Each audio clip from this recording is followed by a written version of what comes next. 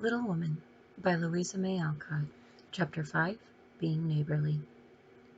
"What in the world are you going to do now, Jill?" asked Meg one snowy afternoon, as her sister came tramping through the hall in rubber boots, old sack, and hood, with a broom in one hand and a shovel in the other. "Going out for exercise," answered Jo, with a mischievous twinkle in her eyes. "I should think 2 long walks this morning would have been enough. It's cold and dull out, and I advise you to stay warm and dry by the fire, as I do," said Meg, with a shiver. "Oh, never take advice. Can't keep still all day, and not being a pussy cat, I don't like to doze by the fire. I like adventures, and I'm going to find some." Meg went back to toast her feet and read Ivanhoe, and Jo began to dig paths with great energy. The snow was light, and with her broom she soon swept a path all around the garden for Beth to walk in when the sun came out and the invalid dolls needed air.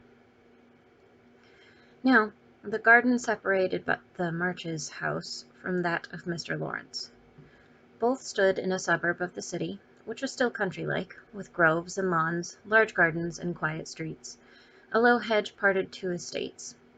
On one side was an old brown house, looking rather bare and shabby, robbed of the vines that in summer covered its walls and the flowers which then surrounded it. On the other side was a stately stone mansion, plainly betokening every sort of comfort and luxury, from the big coach-house and well-kept grounds to the conservatory and the glimpses of lovely things one caught between the rich curtains. Yet it seemed like a lonely, lifeless sort of house, for no children frolicked on the lawn, no motherly face ever smiled at the windows, and few people went in and out, except the old gentleman and his grandson. To Jo's lively fancy, this fine house seemed a kind of enchanted palace, full of splendors and delights which no one enjoyed. She had long wanted to behold those hidden glories, and to know the Lawrence boy, who looked as if he would like to be known, if he only knew how to begin. Since the party she had been more eager than ever, and had planned many ways of making friends with him, but he had not been seen lately, and Jo began to think he had gone away, when she one day spied a brown face at an upper window, looking wistfully down into their garden, where Beth and Amy were snowballing one another. "That boy is suffering for society and fun," she said to herself. "His grandpa does not know what's good for him, and keeps him shut up all alone. He needs a party of jolly boys to play with, or somebody young and lively. I've got a great mind to go over and tell the old gentleman so." The idea amused Jo, who liked to do daring things, and was always scandalizing Meg by her queer performances. The plan of "going over" was not forgotten, and when the snowy afternoon came, Jo resolved to try what could be done. She saw Mr. Lawrence drive off, and then sallied out to dig her way down to the hedge, where she paused and took a survey. All quiet, curtains down at the lower windows, servants out of sight, and nothing human visible but a curly black head leaning on a thin hand at the upper window. "There he is," thought Jo. "Poor boy, all alone and sick this dismal day. It's a shame. I'll toss up a snowball and make him look out, and then say a kind word to him." Up went a handful of soft snow, and the head turned at once, showing a face which lost its listless look in a minute, as the big eyes brightened and the mouth began to smile. Jo nodded and laughed, and flourished her broom as she called out, "How do you do? Are you sick?" Laurie opened the window, and croaked out as hoarsely as a raven, "Better, thank you. I've had a bad cold and been shut up a week." "I'm sorry. What do you amuse yourself with?" "Nothing. It's dull as tombs up here." "Don't you read?" "Not much. They won't let me." "Can't somebody read to you?" "Grandpa does sometimes, but my books don't interest him, and I hate to ask Brooke all the time." "Well, have somebody come and see you, then." "Oh, there isn't anyone I'd like to see. Boys make such a row, and my head is weak." "Isn't there some nice girl who'd read and amuse you?" "Girls are quiet and like to play nurse." "Don't know any." "You know us," began Jo, then laughed and stopped. "Well, so I do. Will you come, please?" cried Laurie. "I'm not quiet and nice, but I'll come, if Mother will let me. I'll go ask her. Shut the window like a good boy and wait till I come." With that, Jo shouldered her broom and marched into the house, wondering what they would all say to her. Laurie was in such a flutter of excitement at the idea of having company, and flew about to get ready, for as Mrs. March said, he was a little gentleman, and did honor to the coming guest by brushing his curly pate, putting on a fresh color, and trying to tidy up the room, which, in spite of half a dozen servants, was anything but neat. Presently, there came a loud ring, then a decided voice asking for Mr. Laurie, and a surprised-looking servant came running up to announce a young lady. "All right, show her up. It's Miss Jo," said Laurie, going to the door of his little parlor to meet Jo, who appeared, looking rosy and quite at her ease, with a covered dish in one hand and Beth's 3 kittens in the other. "Here I am, bag and baggage," she said briskly. "Mother sent her love, and was glad if I could do anything for you. Meg wanted me to bring some of her blancmange. She makes it very nicely, and Beth thought her cats would be comforting. I knew you'd laugh at them, but I couldn't refuse. She was so anxious to do something." It so happened that Beth's funny loan was just the thing, for in the laughing over the kits, Laurie forgot his bashfulness and grew sociable at once.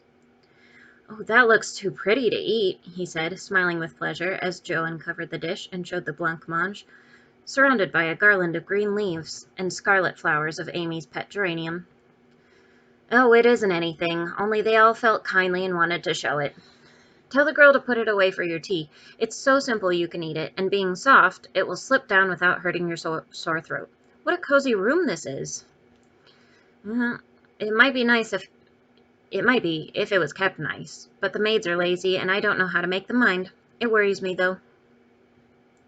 "Well, I'll write it up in 2 minutes, for it only needs to have the hearth brushed, so, and the things made straight on the mantelpiece, so, and the books put here, and the bottles there, and your sofa turned from the light, and the pillows plumped a bit. Now then, you're fixed."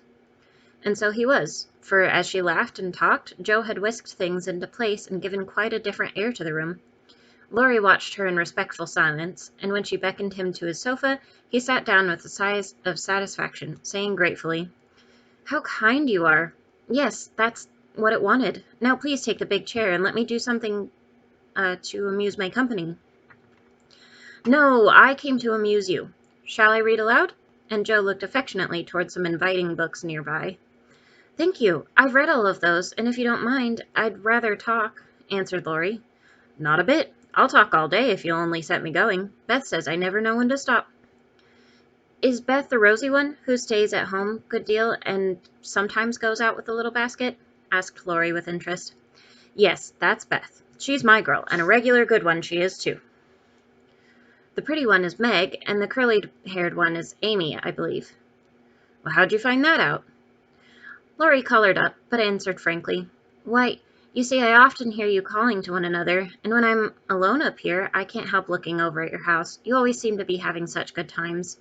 I beg your pardon for being so rude, but sometimes you forget to put down the curtain at the window where the flowers are, and when the lamps are lighted, it's like looking at a picture to see the fire, and you all are around the table with your mother. Her face is right opposite, and it looks so sweet behind the flowers, I can't help watching it. I haven't got any mother, you know." And Laurie poked the fire to hide a little twitching of the lips that he could not control. The solitary, hungry look in his eyes went straight to Jo's warm heart. She had been so simply taught that there was no nonsense in her head, and at 15 she was as innocent and frank as any child. Laurie was sick and lonely, and feeling how rich she was in home and happiness, she gladly tried to share it with him.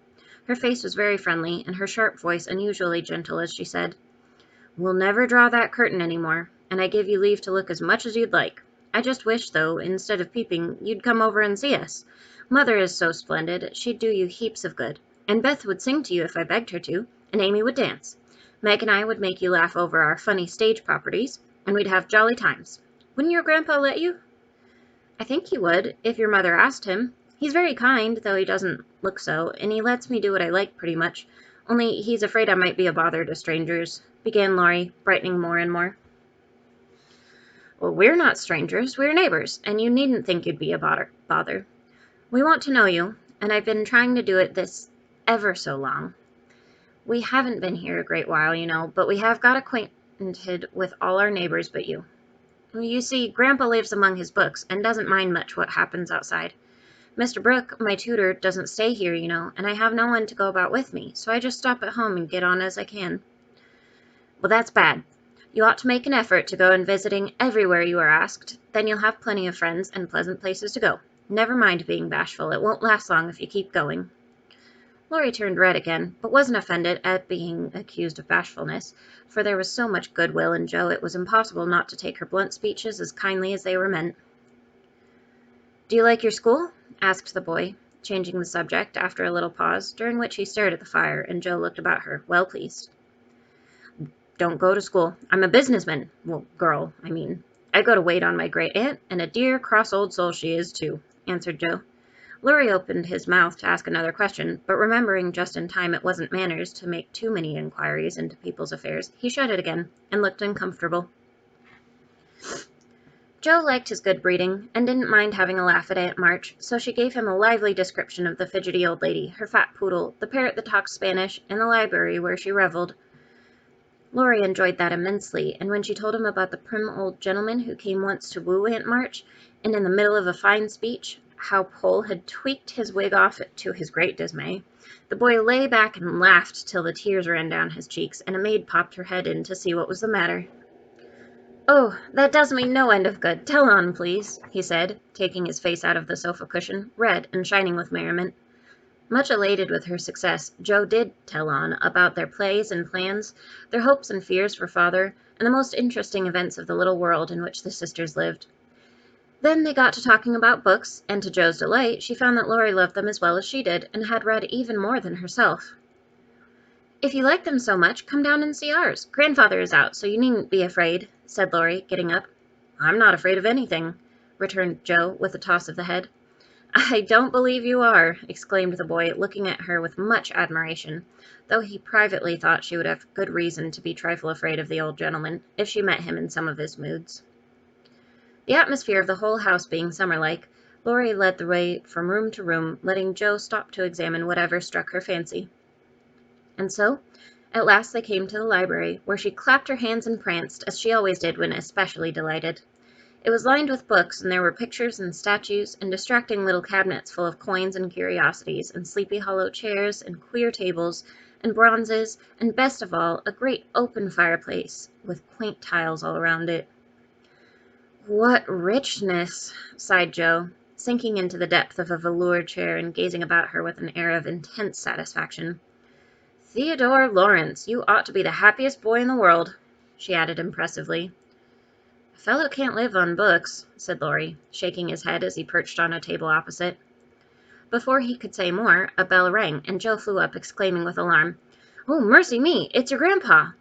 "Well, what if it is? You're not afraid of anything, you know," returned the boy, looking wicked. "Well, I think I am a little bit afraid for him, but I don't know why I should be. Marmee said I might come, and I don't think you're any the worse for it," said Jo, composing herself, though she kept her eyes on the door. "I'm a great deal better for it, and ever so much obliged. I'm only afraid you were very tired of talking to me. It was so pleasant I couldn't bear to stop," said Laurie, gratefully. "The doctor to see you, sir," and the maid beckoned as she spoke. "Would you mind if I left you for a minute? I suppose I must see him," said Laurie. "Don't mind me. I'm as happy as a cricket here," answered Jo. Laurie went away, and his guest amused herself in her own way. She was standing before a fine portrait of the old gentleman when the door opened again, and without turning she said decidedly, "I'm sure now that I shouldn't be afraid of him, for he's got kind eyes, though his mouth is grim, and he looks as if he has a tremendous will of his own. He isn't as handsome as my grandfather, but I like him." "Thank you, ma'am," said a gruff voice behind her, and there, to her great dismay, stood old Mr. Lawrence. Poor Jo blushed till she couldn't blush any redder, and her heart began to beat uncomfortably fast as she thought what she had said. For a minute a wild desire to run away possessed her, but that was cowardly, and the girls would laugh at her, so she resolved to stay and get out of the scrape as best she could. A second look showed her that the living eyes, under the bushy eyebrows, were kinder even than the painted ones, and there was a sly twinkle in them, which lessened her fear a good deal. The gruff voice was gruffer than ever, as the old gentleman said abruptly, after a dreadful pause, "So you're not afraid of me, eh?" "Not much, sir." "And you don't think me as handsome as your grandfather?" "Not quite, sir." "And I've got a tremendous will, have I?" "I only said I thought so." "But you like me in spite of it?" "Yes, I do, sir." That answer pleased the old gentleman. He gave a short laugh, shook hands with her, and, putting his finger under her chin, turned up her face, examined it gravely, and let it go, saying with a nod, "You've got your grandfather's spirit, if you haven't his face. He was a fine man, my dear, but what is better, he was a brave and an honest one, and I was proud to be his friend." "Thank you, sir." And Jo was quite comfortable after that, for it suited her exactly. "What have you been doing to this boy of mine, hey?" was the next question, sharply put. "Only trying to be neighborly, sir," and Jo told how her visit came about. "You think he needs cheering up a bit, do you?" "Yes, sir. He seems a little lonely, and young folks would do him good, perhaps. We're only girls, but we should be glad to help if we could, for we don't forget the splendid Christmas present you send us," said Jo eagerly. "Oh, tut, tut, tut. That was the boy's affair. How's the poor woman?" "Doing nicely, sir." And off went Jo, talking very fast. She told all about the Hummels, in whom her mother had interested richer friends than they were. Just her father's way of doing good. "I shall come and see your mother some fine day. Tell her so. There's the tea bell, and we'll have it early on the boy's account. Come down and go on being neighborly." "If you'd like to have me, sir." "Shouldn't ask you if I didn't." And Mr. Lawrence offered his arm with old-fashioned courtesy. What would Meg say to this? Thought Jo as she was marched away, while her eyes danced with fun as she imagined herself telling the story at home. "Hey! Why, what the dickens has come to the fellow?" said the old gentleman, as Laurie came running downstairs and brought up with a start of surprise at the astounding sight of Jo arm in arm with his redoubtable grandfather. "I didn't know you'd come, sir," he began, and Jo gave him a triumphant little glance. "Well, that's evident by the way you racket downstairs. Come to your tea, sir, and behave like a gentleman." And having pulled the boy's hair by way of a caress, Mr. Lawrence walked on, while Laurie went through a series of comic evolutions behind their backs, which nearly produced an explosion of laughter from Jo. The old gentleman did not say much as he drank his 4 cups of tea, but he watched the young people, who soon chatted away like old friends, and in the change in his grandson did not escape him. There was color, light, and life in the boy's face now, vivacity in his manner, and genuine merriment in his laugh. "She's right. The lad is lonely. I'll see what these little girls can do for him," thought Mr. Lawrence, as he looked and listened. He liked Jo, for her odd, blunt ways suited him, and she seemed to understand the boy almost as well as if she had been one herself. If the Lawrences had been what Jo called prim and poky, she would not have got on at all, for such people always made her shy and awkward. But finding them free and easy, she was so herself and made a good impression. When they rose, she proposed to go, but Laurie said he had something more to show her, and took her away to the conservatory, which had been lighted for her benefit. It seemed quite fairy-like to Jo as she went up and down the walks, enjoying the blooming walls on either side, and the soft light, the damp, sweet air, and the wonderful vines and trees that hung about her, while her new friend cut the finest flowers till his hands were full. Then he tied them up, saying, with the happy look Jo liked to see, "Please give these to your mother, and tell her I like the medicine she sent me very much." They found Mr. Lawrence standing before the fire in the great drawing-room, but Jo's attention was entirely absorbed by a grand piano, which stood open. "Do you play?" she asked, turning to Laurie with a respectful expression. "Sometimes," he answered modestly. "Oh, please do now. I want to hear it so I can tell Beth." "Won't you first?" "I don't know how. Too stupid to learn, but I love music dearly." So Laurie played, and Jo listened, with her nose luxuriously buried in heliotrope and tea roses. Her respect and regard for the Lawrence boy increased very much, for he played remarkably well, and didn't put on any airs. She wished Beth could hear him, but she did not say so, only praised him till he was quite abashed, and his grandfather came to the rescue. That will do, young lady. Too many sugar plums are not good for him. His music isn't bad, but I hope he will do as well in more important things. Going? Well, I'm much obliged to you, and I hope you'll come again. My respects to your mother. Good night, Dr. Jo." He shook hands kindly, but looked as if something did not please him. When they got into the hall, Jo asked Laurie if she had said something amiss. He shook his head. "No, it was me. He doesn't like to hear me play." "Why not?" "I'll tell you some day. John is going home with you, as I can't." "Oh, no need of that. I'm not a young lady, and it's only a step. Take care of yourself, won't you?" "Yes, but you will come again, I hope." "If you promise to come and see us after you're well." "I will. Good night, Laurie." "Good night, Jo. Good night." When all the afternoon's adventures had been told, the family felt inclined to go visiting in a body, for each found something very attractive in the big house on the other side of the hedge. Mrs. March wanted to talk of her father with the old man who had not forgotten him. Meg longed to walk in the conservatory, Beth sighed for the grand piano, and Amy was eager to see the fine pictures and statues. "Mother, why didn't Mr. Lawrence like to have Laurie play?" asked Joe, who was of an inquiring disposition.